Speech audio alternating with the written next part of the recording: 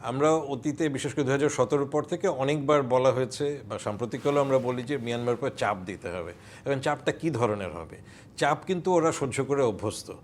বহু আগে থেকেই তাদের উপরে, এমনকি মার্কিন যুক্তরাষ্ট্র থেকে শুরু করে বড় বড় শক্তিশালী রাষ্ট্ররা তাদেরকে বিভিন্ন রকম স্যাংশন দিয়েছে, ইকোনমিক স্যাংশন, আরও কিছু।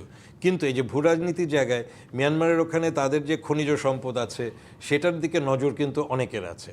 আবার ভূরাজনীতির মধ্যে চীনের একটা বড় প্রভাব রয়েছে এই পুরো অঞ্চলে, এশিয়া প্যাসিফিক যদি আমরা বলি, দক্ষিণ পূর্ব এশিয়াও না, এটা এশিয়া প্যাসিফিক জুড়ে।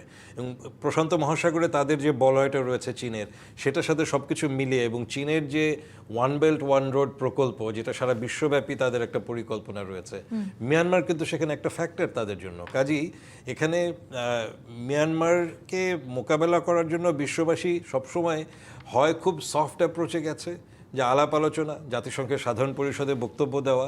নগদ নিয়ে এলো হার নামানা হার অফার। সর্বনিম্ন 10,000 টাকা রেমিটেন্স নগদে পাঠালে থাকছে স্বর্ণের হার জেতার সুযোগ।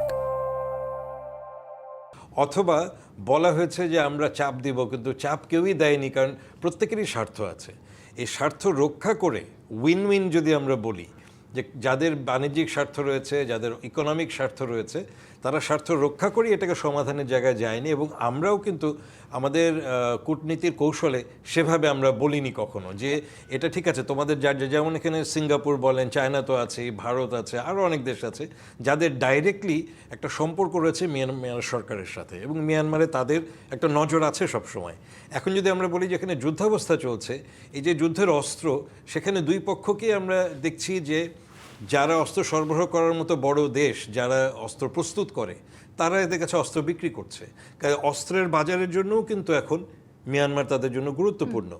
এই জায়গাগুলো বিবেচনা করে আমাদের সামরিক কূটনীতি বলি, আমাদের বিভিন্ন রকম ট্র্যাক টু অ্যান্ড হাফ, বিভিন্ন রকম ডিপ্লোমেসি বলি, এইগুলো আমরা কখনো কাজে লাগাইনি।